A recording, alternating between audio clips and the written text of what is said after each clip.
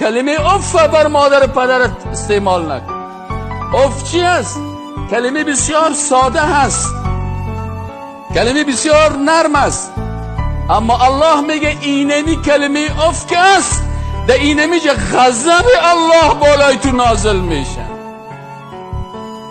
تنها کلمه اف استعمال کن.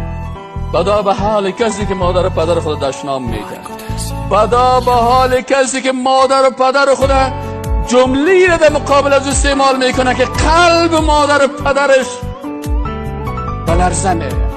الله سر از تو فرزند لعنت خود نازل میکنه ولو که در سر نماز استاد شده باشه، به خاطر که امر الله را الله میگه که اف نگو و تو دشنام میتی.